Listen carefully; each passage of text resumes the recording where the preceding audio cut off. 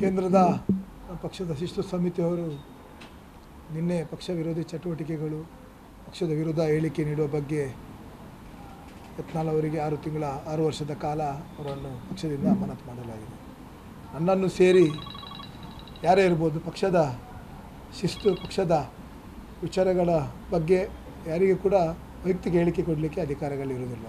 ಅದರಲ್ಲಿ ಯತ್ನಾಳ್ ಅವರು ಪದೇ ಪದೇ ಕಳೆದ 1 ವರ್ಷದಿಂದ ಪದೇ ಪದೇ ಹೇಳಿಕೆಗಳನ್ನು ಕೊಡುವುದನ್ನು ಕೇಂದ್ರ ಸರ್ಕಾರ, ನಮ್ಮ ಕೇಂದ್ರದ ನಾಯಕರು ಈಗಾಗಲೇ ಅವರನ್ನು ಕರೆದು ಮನವರಿಕೆ ಮಾಡಿದ್ದಾರೆ, ಶೋಕಾಸ್ ನೋಟಿಸನ್ನು ಕೂಡ ಕೊಟ್ಟಿದ್ದಾರೆ. ಅದನ್ನು ಮೀರಿ ಕೂಡ ಯತ್ನಾಳ್ ಅವರು ಯಾವುದೇ ಸುಧಾರಣೆ ಆಗದ ರೀತಿಯಲ್ಲಿ ಈ ರೀತಿಯ ಒಂದು ನಿರ್ಧಾರಕ್ಕೆ ಬಂದಿದ್ದಾರೆ.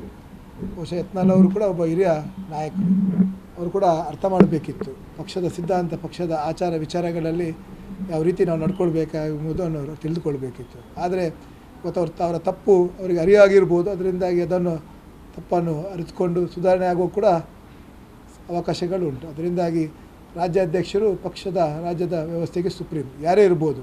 ಅದರಿಂದಾಗಿ ಕೇಂದ್ರದ ನಮ್ಮ ರಾಷ್ಟ್ರೀಯ ಅಧ್ಯಕ್ಷರಿಂದ ಹಿಡಿದು ರಾಜ್ಯಾಧ್ಯಕ್ಷರು, ಜಿಲ್ಲೆಗೆ ಜಿಲ್ಲಾಧ್ಯಕ್ಷರು, ಏನೇ ವ್ಯತ್ಯಾಸಗಳಿದ್ದರೂ ಕೂಡ ಅದಕ್ಕೆ ಆದ ಒಂದು ವೇದಿಕೆ, ಅದಕ್ಕೆ ಆದ ಒಂದು ವ್ಯವಸ್ಥೆಗಳಿದೆ. ಅದರಿಂದಾಗಿ ಯಾರೇ ಇರ್ಬೋದು, ರಾಜ್ಯಾಧ್ಯಕ್ಷರು ನಮಗೆ ರಾಜ್ಯಾಧ್ಯಕ್ಷರ ಬಗ್ಗೆ ಯಾರೇ ಕೂಡ ಆ ರೀತಿ ಹಗುರವಾಗಿ ಮಾತಾಡಿದ್ರು ನಾವು ಸಹಿಸೋದಿಲ್ಲ. ಖಂಡಿತವಾಗಿಯೂ ನಾವು ರಾಜ್ಯಾಧ್ಯಕ್ಷರ ಪರವಾಗಿರ್ತೀವಿ. ಏಕೆಂದರೆ ಪಕ್ಷದ ನಿರ್ಧಾರಗಳು, ಪಕ್ಷದ ಸೂಚನೆ ಮೇರೆಗೆ ರಾಜ್ಯಾಧ್ಯಕ್ಷರಾಗಿ ಅವರು ಆಯ್ಕೆಯಾಗಿರುತ್ತಾರೆ. ನೋಡಿ, ಪಕ್ಷ ಇವತ್ತು ಯಾವ ರೀತಿ ಬೆಳೆದಿದೆ ನಮಗೆಲ್ಲರಿಗೂ ಗೊತ್ತುಂಟು. ಪರ ವಿರೋಧ ಚರ್ಚೆಗಳು ಸಾಮಾನ್ಯವಾಗಿ ಎಲ್ಲ ಕಡೆ ಇರ್ತದೆ. ಒಬ್ಬ ವ್ಯಕ್ತಿ ಹೊರಗೆ ಬಂದು ಬೇರೆ ರೀತಿಯಲ್ಲಿ ಸಂಘಟನೆ ಮಾಡುವುದು ಅಷ್ಟು ಸುಲಭವಾದ ವಿಚಾರ. ಅದು ಕೂಡ ಕರ್ನಾಟಕದಂಥ ರಾಜ್ಯದಲ್ಲಿ ಅದು ಸುಧಾರಿಸುವಂಥ ಪರಿಸ್ಥಿತಿಯಲ್ಲಿ ಇರುವುದಿಲ್ಲ. ಅದರಿಂದಾಗಿ ಯತ್ನಾಳ್ ಅವರು ತಮ್ಮ ತಪ್ಪನ್ನು ಅರಿತುಕೊಂಡು ಹಿರಿಯ ನಾಯಕರೊಟ್ಟಿಗೆ ಚರ್ಚೆ ಮಾಡೋದು ಸೂಕ್ತ ಅಂತ ನನ್ನ ಅಭಿಪ್ರಾಯ. ಪಂಚಮಸಾಲಿ ಹೋರಾಟ ಇದೆಲ್ಲ ಪರಿಣಾಮ ಆಗುವುದು, ಸಾಕಷ್ಟು ಹೋರಾಟಗಳ ಭಾಗದಲ್ಲಿ ಆಗ್ತಾ ಇದೆ. ಯಾವುದೇ ಒಬ್ಬ ವ್ಯಕ್ತಿಗತವಾಗಿ ಗೌರವ ಕೊಡುವಂಥದ್ದು ವ್ಯಕ್ತಿಗತವಾಗಿರ್ತದೆ. ಆದರೆ ಪಕ್ಷದ ವಿಚಾರ ಬಂದಾಗ ಪಕ್ಷ ಸಿದ್ಧಾಂತದಲ್ಲಿ ಪಕ್ಷದೇ ಆದ ಒಂದು ವ್ಯವಸ್ಥೆಗಳಿರ್ತದೆ. ಅದರಿಂದಾಗಿ ಚರ್ಚೆಗಳು 2-3 ದಿನಗಳು ನಡೀತದೆ. ಆದರೆ ಕಾರ್ಯಕರ್ತರ ಒಂದು ಭಾವನೆಗಳು, ಕಾರ್ಯಕರ್ತರ ಒಂದು ವಿಚಾರಗಳನ್ನು ನಮ್ಮ ಕೇಂದ್ರದ ನಾಯಕರು ಅರ್ಥ ಮಾಡ್ತಾರೆ. ಅವರಿಗೂ ಕೂಡ ಪಕ್ಷದ ಅಭಿಮಾನದ ಮೇಲೆ ಅವರಿಗೆ ಪಕ್ಷದನ್ನು ಉಳಿಸಬೇಕೆಂಬ ಒಂದು ತಿಳುವಳಿಕೆ ಇದ್ದವರು. ಅದರಿಂದಾಗಿ ಕಾರ್ಯಕರ್ತರು ಪಕ್ಷದ ದೊಡ್ಡ ಆಸ್ತಿ. ಪಕ್ಷದ ವಿಚಾರದಲ್ಲಿ ಅವರು ಯಾವತ್ತೂ ಕೂಡ ರಾಜನ್ನು ಮಾಡೋದಿಲ್ಲ.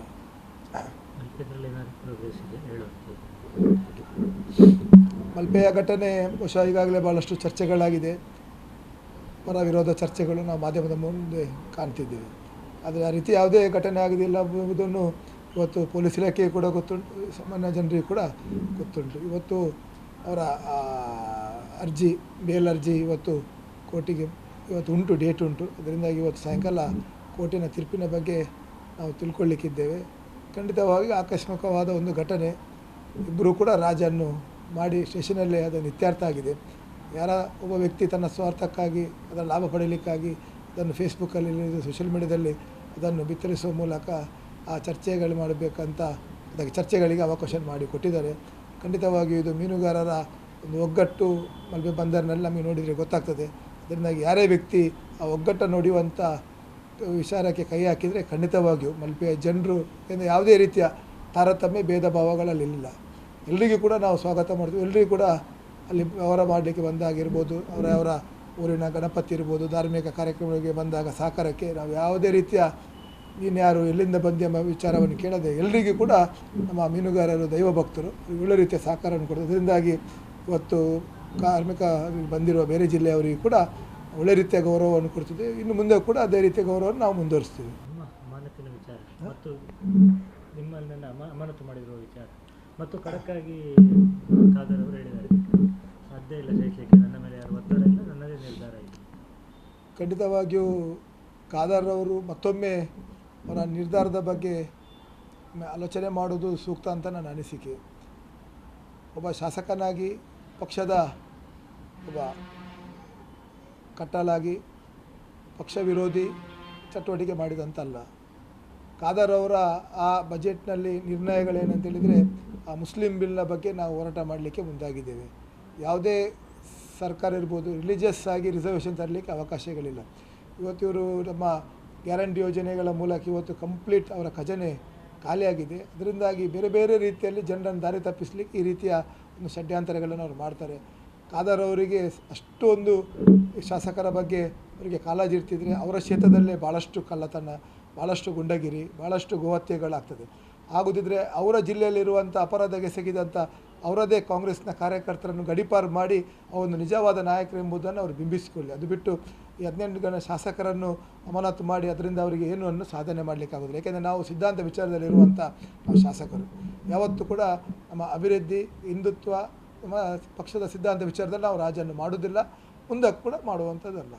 ಅದೇ ಯತ್ನಾಳ್ ಉಚ್ಚಾಟನೆ ಕೇಂದ್ರದ ಪಕ್ಷದ ಶಿಸ್ತು ಸಮಿತಿಯವರು ನಿನ್ನೆ ಪಕ್ಷ ವಿರೋಧಿ ಚಟುವಟಿಕೆಗಳು, ಪಕ್ಷದ ವಿರುದ್ಧ ಹೇಳಿಕೆ ನೀಡುವ ಬಗ್ಗೆ ಯತ್ನಾಳ್ ಅವರಿಗೆ 6 ವರ್ಷದ ಕಾಲ ಅವರನ್ನು ಪಕ್ಷದಿಂದ ಅಮಾನತು ಮಾಡಲಾಗಿದೆ. ನನ್ನನ್ನು ಸೇರಿ ಯಾರೇ ಇರ್ಬೋದು, ಪಕ್ಷದ ಶಿಸ್ತು, ಪಕ್ಷದ ವಿಚಾರಗಳ ಬಗ್ಗೆ ಯಾರಿಗೂ ಕೂಡ ವೈಯಕ್ತಿಕ ಹೇಳಿಕೆ ಕೊಡಲಿಕ್ಕೆ ಅಧಿಕಾರಗಳಿರುವುದಿಲ್ಲ. ಅದರಲ್ಲಿ ಯತ್ನಾಳ್ ಅವರು ಪದೇ ಪದೇ ಕಳೆದ 1 ವರ್ಷದಿಂದ ಪದೇ ಪದೇ ಹೇಳಿಕೆಗಳನ್ನು ಕೊಡುವುದನ್ನು ಕೇಂದ್ರ ಸರ್ಕಾರ, ನಮ್ಮ ಕೇಂದ್ರದ ನಾಯಕರು ಈಗಾಗಲೇ ಅವರನ್ನು ಕರೆದು ಮನವರಿಕೆ ಮಾಡಿದ್ದಾರೆ, ಶೋಕಾಸ್ ನೋಟಿಸನ್ನು ಕೂಡ ಕೊಟ್ಟಿದ್ದಾರೆ. ಅದನ್ನು ಮೀರಿ ಕೂಡ ಯತ್ನಾಳ್ ಅವರು ಯಾವುದೇ ಸುಧಾರಣೆ ಆಗದ ರೀತಿಯಲ್ಲಿ ಈ ರೀತಿಯ ಒಂದು ನಿರ್ಧಾರಕ್ಕೆ ಬಂದಿದ್ದಾರೆ. ಬಹುಶಃ ಯತ್ನಾಳ್ ಅವರು ಕೂಡ ಒಬ್ಬ ಹಿರಿಯ ನಾಯಕರು, ಅವರು ಕೂಡ ಅರ್ಥ ಮಾಡಬೇಕಿತ್ತು ಪಕ್ಷದ ಸಿದ್ಧಾಂತ, ಪಕ್ಷದ ಆಚಾರ ವಿಚಾರಗಳಲ್ಲಿ ಯಾವ ರೀತಿ ನಾವು ನಡ್ಕೊಳ್ಬೇಕಾಗುವುದನ್ನು ಅವರು ತಿಳಿದುಕೊಳ್ಬೇಕಿತ್ತು. ಆದರೆ ಇವತ್ತು ಅವರ ತಪ್ಪು ಅವರಿಗೆ ಅರಿವಾಗಿರ್ಬೋದು, ಅದರಿಂದಾಗಿ ಅದನ್ನು ತಪ್ಪನ್ನು ಅರಿತುಕೊಂಡು ಸುಧಾರಣೆ ಆಗೋ ಕೂಡ ಅವಕಾಶಗಳು ಉಂಟು. ಅದರಿಂದಾಗಿ ರಾಜ್ಯಾಧ್ಯಕ್ಷರು ಪಕ್ಷದ ರಾಜ್ಯದ ವ್ಯವಸ್ಥೆಗೆ ಸುಪ್ರೀಂ, ಯಾರೇ ಇರ್ಬೋದು. ಅದರಿಂದಾಗಿ ಕೇಂದ್ರದ ನಮ್ಮ ರಾಷ್ಟ್ರೀಯ ಅಧ್ಯಕ್ಷರಿಂದ ಹಿಡಿದು ರಾಜ್ಯಾಧ್ಯಕ್ಷರು, ಜಿಲ್ಲೆಗೆ ಜಿಲ್ಲಾಧ್ಯಕ್ಷರು, ಏನೇ ವ್ಯತ್ಯಾಸಗಳಿದ್ದರೂ ಕೂಡ ಅದಕ್ಕೆ ಆದ ಒಂದು ವೇದಿಕೆ, ಅದಕ್ಕೆ ಆದ ಒಂದು ವ್ಯವಸ್ಥೆಗಳಿದೆ. ಅದರಿಂದಾಗಿ ಯಾರೇ ಇರ್ಬೋದು, ರಾಜ್ಯಾಧ್ಯಕ್ಷರು ನಮಗೆ ರಾಜ್ಯಾಧ್ಯಕ್ಷರ ಬಗ್ಗೆ ಯಾರೇ ಕೂಡ ಆ ರೀತಿ ಹಗುರವಾಗಿ ಮಾತಾಡಿದ್ರೆ ನಾವು ಸಹಿಸೋದಿಲ್ಲ. ಖಂಡಿತವಾಗಿಯೂ ನಾವು ರಾಜ್ಯಾಧ್ಯಕ್ಷರ ಪರವಾಗಿರ್ತೇವೆ. ಏಕೆಂದರೆ ಪಕ್ಷದ ನಿರ್ಧಾರಗಳು, ಪಕ್ಷದ ಸೂಚನೆ ಮೇರೆಗೆ ರಾಜ್ಯಾಧ್ಯಕ್ಷರಾಗಿ ಅವರು ಆಯ್ಕೆಯಾಗಿರುತ್ತಾರೆ. ನೋಡಿ, ಪಕ್ಷ ಇವತ್ತು ಯಾವ ರೀತಿ ಬೆಳೆದಿದೆ ನಮಗೆಲ್ಲರಿಗೂ ಗೊತ್ತುಂಟು. ಪರ ವಿರೋಧ ಚರ್ಚೆಗಳು ಸಾಮಾನ್ಯವಾಗಿ ಎಲ್ಲ ಕಡೆ ಇರ್ತದೆ. ಒಬ್ಬ ವ್ಯಕ್ತಿ ಹೊರಗೆ ಬಂದು ಬೇರೆ ರೀತಿಯಲ್ಲಿ ಸಂಘಟನೆ ಮಾಡೋದು ಅಷ್ಟು ಸುಲಭವಾದ ವಿಚಾರ. ಅದು ಕೂಡ ಕರ್ನಾಟಕದಂಥ ರಾಜ್ಯದಲ್ಲಿ ಅದು ಸುಧಾರಿಸುವಂಥ ಪರಿಸ್ಥಿತಿಯಲ್ಲಿ ಇರುವುದಿಲ್ಲ. ಅದರಿಂದಾಗಿ ಯತ್ನಾಳ್ ಅವರು ತಮ್ಮ ತಪ್ಪನ್ನು ಅರಿತುಕೊಂಡು ಹಿರಿಯ ನಾಯಕರೊಟ್ಟಿಗೆ ಚರ್ಚೆ ಮಾಡೋದು ಸೂಕ್ತ ಅಂತ ನನ್ನ ಅಭಿಪ್ರಾಯ. ಪಂಚಮಸಾಲಿ ಹೋರಾಟ ಇದೆಲ್ಲ ಪರಿಣಾಮ ಆಗುವುದು, ಸಾಕಷ್ಟು ಹೋರಾಟಗಳ ಭಾಗದಲ್ಲಿ ಆಗ್ತಾ ಇದೆ. ಕೆಲವು ಯಾವುದೇ ಒಬ್ಬ ವ್ಯಕ್ತಿಗತವಾಗಿ ಗೌರವ ಕೊಡುವಂಥದ್ದು ವ್ಯಕ್ತಿಗತವಾಗಿರ್ತದೆ.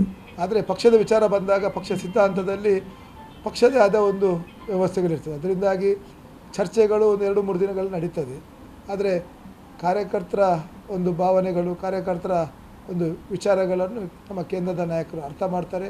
ಅವರಿಗೂ ಕೂಡ ಪಕ್ಷದ ಅಭಿಮಾನದ ಮೇಲೆ ಅವರಿಗೆ ಪಕ್ಷದನ್ನು ಉಳಿಸಬೇಕೆಂಬ ಒಂದು ತಿಳುವಳಿಕೆ ಇದ್ದವರು. ಅದರಿಂದಾಗಿ ಕಾರ್ಯಕರ್ತರು ಪಕ್ಷದ ದೊಡ್ಡ ಆಸ್ತಿ. ಪಕ್ಷದ ವಿಚಾರದಲ್ಲಿ ಅವರು ಯಾವತ್ತೂ ಕೂಡ ರಾಜನ್ನು ಮಾಡೋದಿಲ್ಲ.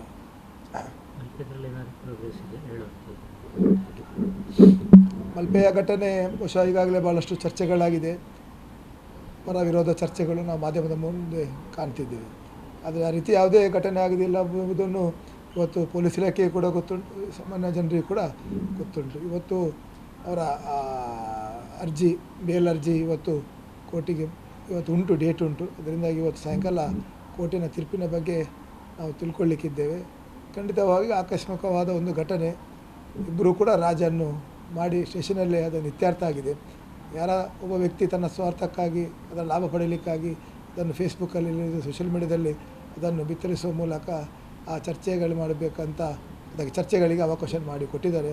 ಖಂಡಿತವಾಗಿಯೂ ಇದು ಮೀನುಗಾರರ ಒಂದು ಒಗ್ಗಟ್ಟು ಮಲ್ಪೆ ಬಂದರಿನಲ್ಲಿ ನಮಗೆ ನೋಡಿದರೆ ಗೊತ್ತಾಗ್ತದೆ. ಅದರಿಂದಾಗಿ ಯಾರೇ ವ್ಯಕ್ತಿ ಆ ಒಗ್ಗಟ್ಟನ್ನು ನೋಡುವಂಥ ವಿಚಾರಕ್ಕೆ ಕೈ ಹಾಕಿದರೆ ಖಂಡಿತವಾಗಿಯೂ ಮಲ್ಪೆಯ ಜನರು ಯಾವುದೇ ರೀತಿಯ ತಾರತಮ್ಯ ಭೇದ ಭಾವಗಳಲ್ಲಿಲ್ಲ. ಎಲ್ಲರಿಗೂ ಕೂಡ ನಾವು ಸ್ವಾಗತ ಮಾಡ್ತೀವಿ. ಎಲ್ಲರಿಗೂ ಕೂಡ ಅಲ್ಲಿ ವ್ಯವಹಾರ ಮಾಡಲಿಕ್ಕೆ ಬಂದಾಗಿರ್ಬೋದು, ಅವರ ಊರಿನ ಗಣಪತಿ ಇರ್ಬೋದು, ಧಾರ್ಮಿಕ ಕಾರ್ಯಕ್ರಮಗಳಿಗೆ ಬಂದಾಗ ಸಹಕಾರಕ್ಕೆ ನಾವು ಯಾವುದೇ ರೀತಿಯ ನೀನ್ಯಾರು ಎಲ್ಲಿಂದ ಬಂದು ಎಂಬ ವಿಚಾರವನ್ನು ಕೇಳದೆ ಎಲ್ಲರಿಗೂ ಕೂಡ ನಮ್ಮ ಮೀನುಗಾರರು ದೈವ ಭಕ್ತರು ಒಳ್ಳೆ ರೀತಿಯ ಸಹಕಾರವನ್ನು ಕೊಡ್ತಾರೆ. ಅದರಿಂದಾಗಿ ಇವತ್ತು ಕಾರ್ಮಿಕ ಬಂದಿರುವ ಬೇರೆ ಜಿಲ್ಲೆಯವರಿಗೂ ಕೂಡ ಒಳ್ಳೆ ರೀತಿಯ ಗೌರವವನ್ನು ಕೊಡ್ತಿದ್ದೆ. ಇನ್ನು ಮುಂದೆ ಕೂಡ ಅದೇ ರೀತಿಯ ಗೌರವವನ್ನು ನಾವು ಮುಂದುವರಿಸ್ತೀವಿ. ನಿಮ್ಮ ಅಮಾನತಿನ ವಿಚಾರ ಮತ್ತು ನಿಮ್ಮನ್ನು ಅಮಾನತು ಮಾಡಿರುವ ವಿಚಾರ ಮತ್ತು ಖಡಕ್ಕಾಗಿ ಖಾದರ್ ಅವರು ಹೇಳಿದ್ದಾರೆ, ಸಾಧ್ಯ ಇಲ್ಲ ಸಹಿಸಲಿಕ್ಕೆ, ನನ್ನ ಮೇಲೆ ಯಾರು ಒತ್ತಡ ಇಲ್ಲ, ನನ್ನದೇ ನಿರ್ಧಾರ ಇದೆ. ಖಂಡಿತವಾಗಿಯೂ ಖಾದರ್ ಅವರು ಮತ್ತೊಮ್ಮೆ ಅವರ ನಿರ್ಧಾರದ ಬಗ್ಗೆ ಆಲೋಚನೆ ಮಾಡೋದು ಸೂಕ್ತ ಅಂತ ನನ್ನ ಅನಿಸಿಕೆ. ಒಬ್ಬ ಶಾಸಕನಾಗಿ ಪಕ್ಷದ ಒಬ್ಬ ಕಟ್ಟಲಾಗಿ ಪಕ್ಷ ವಿರೋಧಿ ಚಟುವಟಿಕೆ ಮಾಡಿದಂತಲ್ಲ. ಖಾದರ್ ಅವರ ಆ ಬಜೆಟ್ನಲ್ಲಿ ನಿರ್ಣಯಗಳೇನಂತೇಳಿದರೆ ಆ ಮುಸ್ಲಿಂ ಬಿಲ್ನ ಬಗ್ಗೆ ನಾವು ಹೋರಾಟ ಮಾಡಲಿಕ್ಕೆ ಮುಂದಾಗಿದ್ದೇವೆ. ಯಾವುದೇ ಸರ್ಕಾರ ಇರ್ಬೋದು, ರಿಲಿಜಿಯಸ್ ಆಗಿ ರಿಸರ್ವೇಷನ್ ತರಲಿಕ್ಕೆ ಅವಕಾಶಗಳಿಲ್ಲ.